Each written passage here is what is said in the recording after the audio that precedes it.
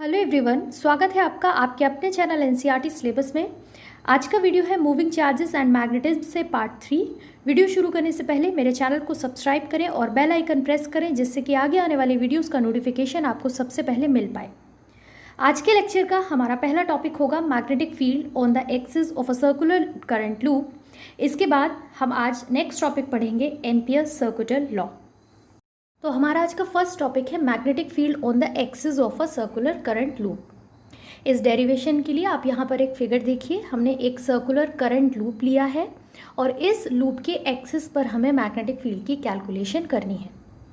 यहाँ पर आप एक चीज़ याद रखेंगे कि ये जो लूप है ये वाई जेड प्लेन में रखा हुआ है। वाई जेड प्लेन में रखा हुआ है तो उसकी एक्चुअल पोजीशन किस तरीके से है यहाँ पर आप फिगर 2 में देख सकते हैं। तो आपको जब भी इस लूप को अज्यूम करना है तो आपको इसकी एक्चुअल पोजीशन इस तरीके से अज्यूम करनी है। ठीक है कि ये लूप वाई जेड प्लेन में इस तरीके से रखा हुआ है। तो चलिए हम अपना डेरिवेशन स्टार्ट करते हैं। डेरिवेशन की स्टार्टिंग में हम लिखेंगे कि हम एक सर्कुलर लूप लेते हैं जिसमें स्टेडी करंट आई फ्लो हो रही है। लूप कहाँ पर रखा हुआ है? वाई जेड प्लेन में। लूप का सेंटर है ओ और इस सर्कुलर लूप की रेडियस है कैपिटल आर। इस वाई जेड प्लेन में रखे हुए लूप की एक्सिस है एक्स एक्सिस और इसी एक्सिस पर हमें मैग्नेटिक फील्ड की कैलकुलेशन करनी है। इस एक्सिस पर हम एक पॉइंट कंसीडर करते हैं, पॉइंट पी, और इस पी पॉइंट पर इस सर्कुलर लूप की वजह से हम मैग्नेटिक फील्ड कैलकुलेट करेंगे। पी पॉइंट से ओरिजिन तक का डिस्टेंस है स्मॉल एक्स। इसके बाद हमने बायो सेवर्ट लॉ में पढ़ा था कि किसी भी एक लेंथ एलिमेंट की वजह से एक पॉइंट पर मैग्नेटिक फील्ड की वैल्यू क्या होती है।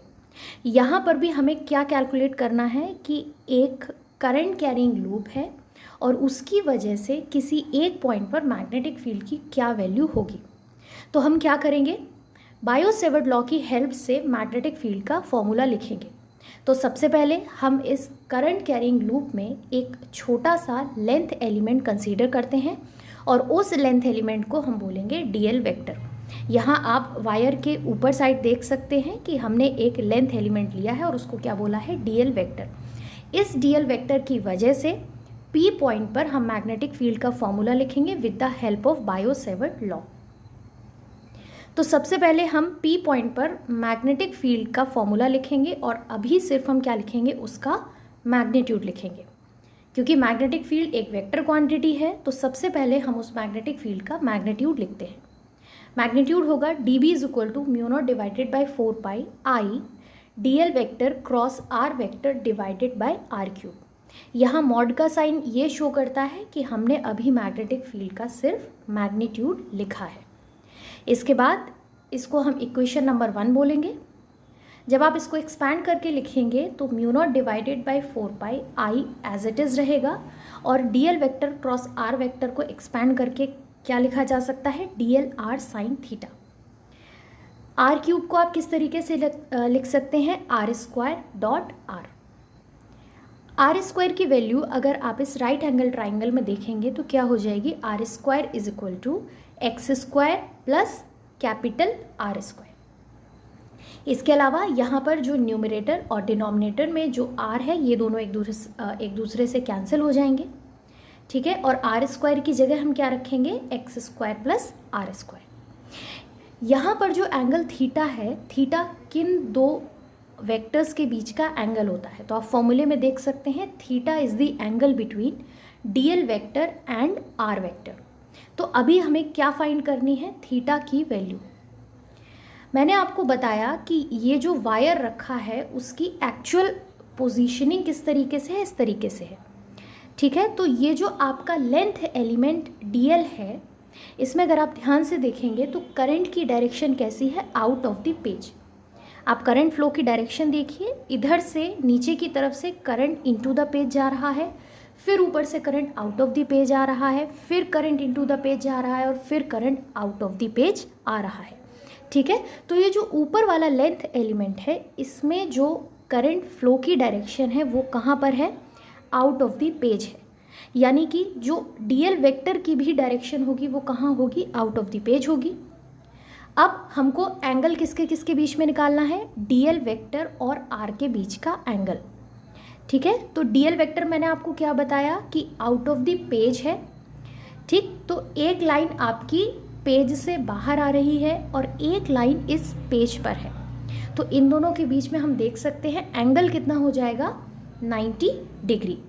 ठीक है, तो डीएल क्रॉस आर की जगह हम लिख सकते हैं R D L sine 90। Sine 90 की वैल्यू 1 होती है, तो वैल्यू क्या हो जाएगी, आर डी एल।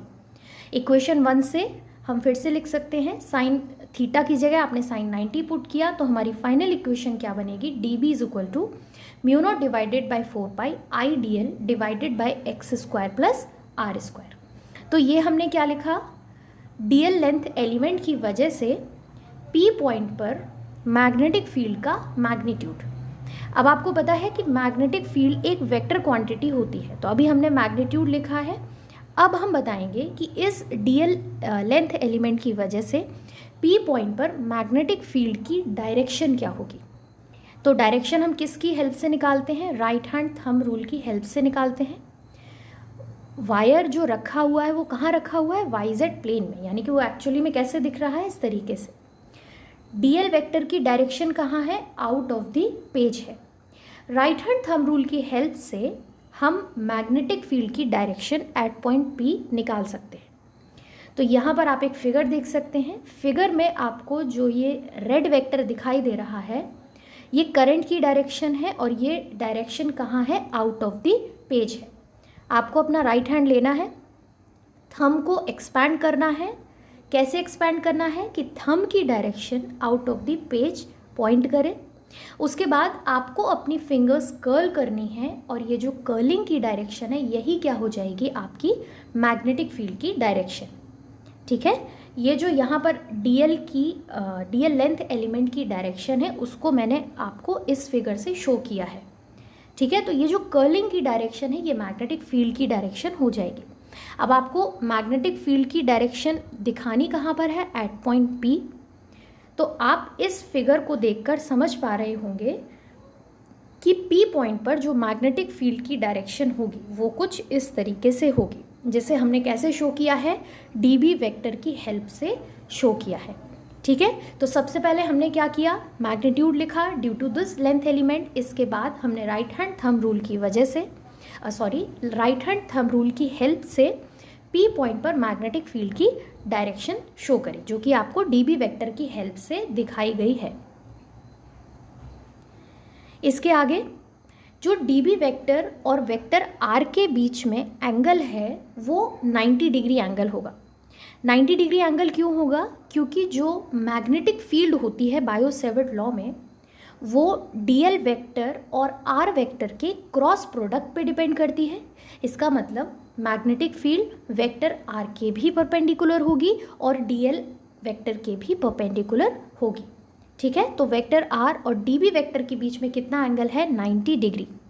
इसके बाद हम इस डीबी वेक्टर को दो कंपोनेंट्स में रिजॉल्व करते हैं। One component is along X axis, उसको हम बोलेंगे DB X, and another component is along Y axis और उसको हम बोलेंगे डीबी परपेंडिकुलर।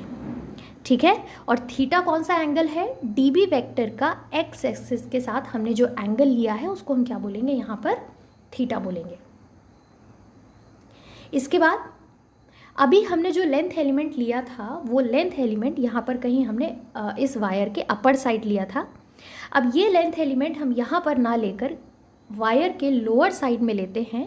तो लोअर साइड में जब आप लेंथ एलिमेंट लेंगे और फिर इस लेंथ एलिमेंट की वजह से पी पॉइंट पर मैग्नेटिक फील्ड की डायरेक्शन ड्रॉ करेंगे तो वो डायरेक्शन आएगी इस तरीके से। ये आपको नीचे की तरफ एक डीबी वेक्टर दिखाई दे रहा है जो किसकी वजह से मैग्नेटिक फील्ड है, इस लोअर साइड के लेंथ एलिमेंट की वजह से मैग्नेटिक फील्ड की डायरेक्शन पी पॉइंट पर इस तरीके से शो की गई है। अब ये आप कैसे निकालेंगे, इसके लिए आप यहाँ पर फिगर देखिए। जब हमने लेंथ एलिमेंट वायर के अपर साइड कंसीडर किया था तो वहाँ पर करंट की डायरेक्शन क्या थी, आउट ऑफ द पेज थी। तो ये जो पहला फिगर है इसमें अगर करंट की direction out of the page है तो मैग्नेटिक फील्ड किस तरीके से शो की गई है, एंटी क्लॉकवाइज डायरेक्शन में। ठीक है, तो हमने यहाँ पी पॉइंट पर मैग्नेटिक फील्ड इस वेक्टर की हेल्प से शो की थी।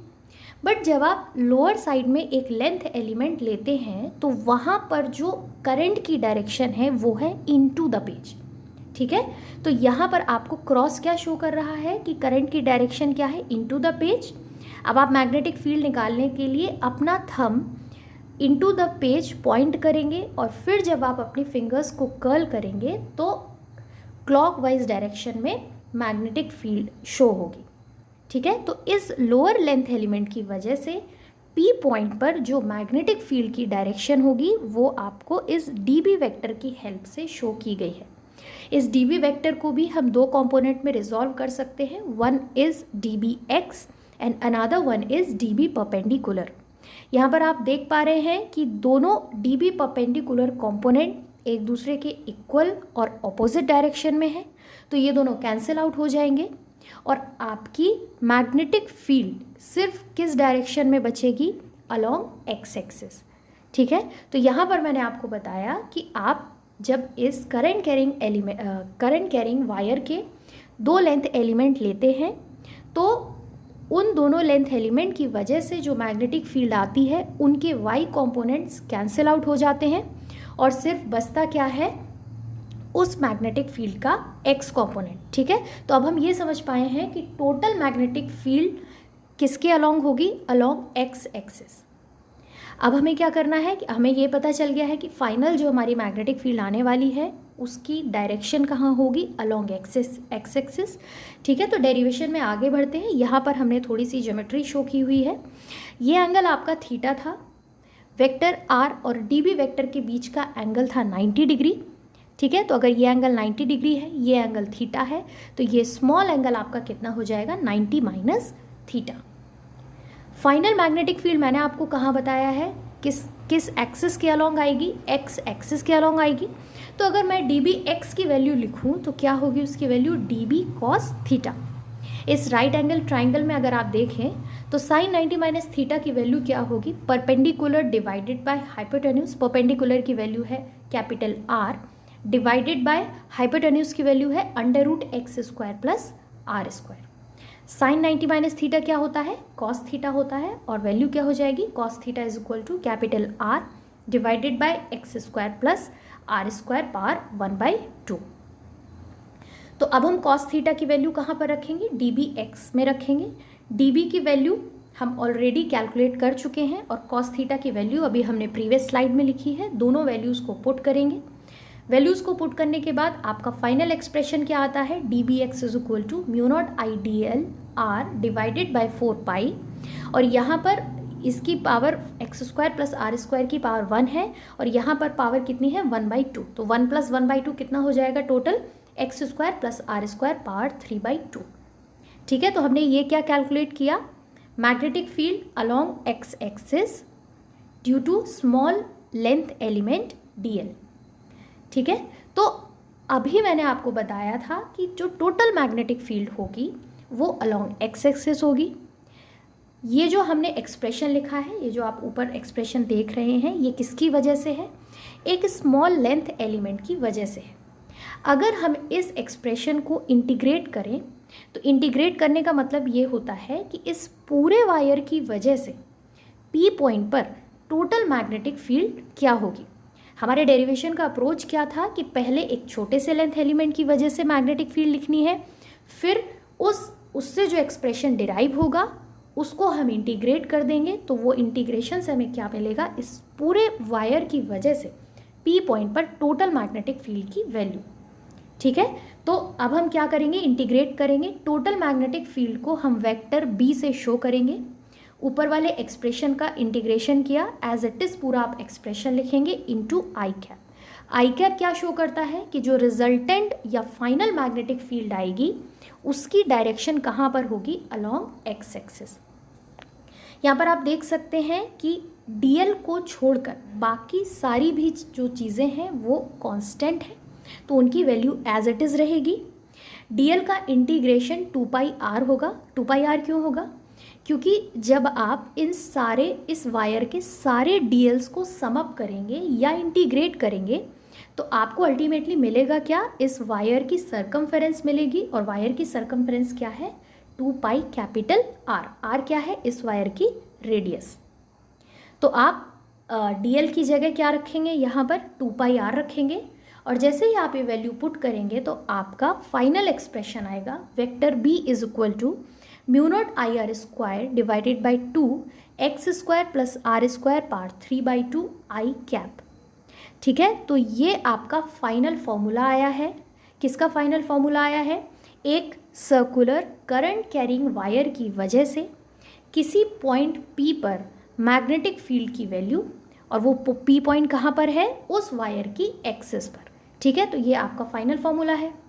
इसके अलावा अगर हम इस डेरिवेशन का या इस टॉपिक का एक स्पेशल केस कंसीडर करें तो उसमें हम आपको ये बोल सकते हैं कि जो कैलकुलेशन मैग्नेटिक फील्ड की करनी है वो इस वायर के एक्सिस पर ना करके इसके सेंटर पर करनी है। ठीक है, तो जब आप सेंटर पर करेंगे तो स्मॉल x की वैल्यू इस वाले एक्सप्रेशन में क्या हो जाएगी? 0 हो जाएगी।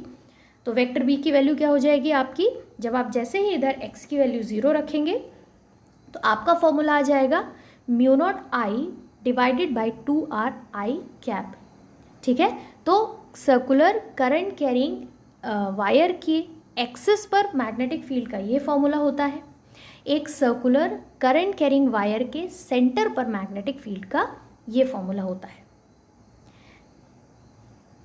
अब आपको अगर एक सर्कुलर वायर दिया गया है और उसके सेंटर पर आपको मैग्नेटिक फील्ड की वैल्यू लिखनी है, ठीक है, तो आप फॉर्मूला तो लिख देंगे mu naught I divided by 2r, जो कि अभी हमने अपनी लास्ट स्लाइड में पढ़ा। बट डायरेक्शन निकालने के लिए एक इजी मेथड होता है, डायरेक्शन कैसे निकाली जाए एक सर्कुलर लूप के सेंटर पर। तो आपको इसमें करना क्या है, यहाँ पर आप फिगर 1 में देख सकते हैं कि एक लूप है जिसमें इस तरीके से करंट फ्लो हो रही है। ठीक है, तो आपको क्या करना है, अपने फिंगर्स को करंट फ्लो की डायरेक्शन में कर्ल करना है। जैसे ही आप फिंगर्स को कर्ल करेंगे तो थंब की जो डायरेक्शन होगी वो सेंटर पर, उस लूप के सेंटर पर मैग्नेटिक फील्ड की डायरेक्शन होगी। और आपको अपना हैंड कौन सा लेना है? Obviously right hand. ठीक है, अभी तक हमने जितने भी डायरेक्शन के रूल्स पढ़े हैं सभी में हमने राइट हैंड लिया है, तो आपको हमेशा अपना राइट हैंड लेना है। तो अगर आपके पास एक सर्कुलर वायर है और सर्कुलर वायर के सेंटर पर आपको मैग्नेटिक फील्ड की डायरेक्शन निकालनी है तो आप अपने फिंगर्स को कर्ल करेंगे। फिंगर्स को कर्ल करने के बाद फिंगर्स को कर्ल करना है in the direction of current. जो थंब की डायरेक्शन होगी वही डायरेक्शन किसकी होगी? मैग्नेटिक फील्ड की डायरेक्शन। तो यहाँ फिगर 2 में देखिए, फिंगर्स को आप कर्ल करिए।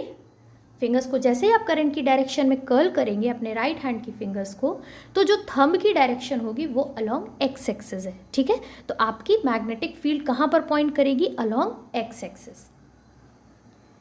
यहाँ पर आप एक फिगर और देख सकते हैं कि अगर करंट फ्लो की डायरेक्शन इस तरीके से है जैसा कि फिगर 1 में शो कर रखा है, तो फिंगर कर्ल करने के बाद जो थंब की डायरेक्शन होगी वो अपवर्ड डायरेक्शन में शो होगी। तो मैग्नेटिक फील्ड कहाँ पर है? अपवर्ड डायरेक्शन में। दूसरा फिगर 2 आप देख सकते हैं जिसमें कि करंट फ्लो की डायरेक्शन इस तरीके से है, तो जैसे ही आप अपनी फिंगर्स को कर्ल करेंगे तो मैग्नेटिक फील्ड की डायरेक्शन डाउनवर्ड हो जाएगी। ठीक है, हमारा आज का लास्ट टॉपिक है एम्पियर सर्कुलर लॉ। आज की क्लास में हम सिर्फ इसका स्टेटमेंट पढ़ेंगे और अपने आगे आने वाले नेक्स्ट लेक्चर में हम इसकी एक एप्लीकेशन देखेंगे और एप्लीकेशन के थ्रू आप इसके कॉन्सेप्ट में और अच्छे से कमांड पा पाएंगे। तो आपको इसका स्टेटमेंट याद रखना है। It states that the line integral of the magnetic field B around any closed circuit is equal to mu naught times the total current I passing through this closed circuit. मान लीजिए आपके पास कोई closed circuit है, उस closed circuit में अगर आप magnetic field का लाइन इंटीग्रल करते हैं, ठीक है, तो वो लाइन इंटीग्रल किसके इक्वल हो जाएगा? Mu naught multiplied by current passing through that closed circuit. मान लीजिए उस सर्किट से करंट I पास हो रही है, तो वो जो इंटीग्रल है B.dl का वो किसके इक्वल हो जाएगा? Mu naught times I। तो अपने आगे आने वाले लेक्चर में हम एम्पियर सर्कुलर लॉ को और डिस्कस करेंगे, इसकी एक एप्लीकेशन देखेंगे। मेरा आज का वीडियो आपको कैसा लगा ये मुझे कमेंट करके ज़रूर बताइए और बने रहिए मेरे आगे आने वाले लेक्चर्स में। Thank you so much.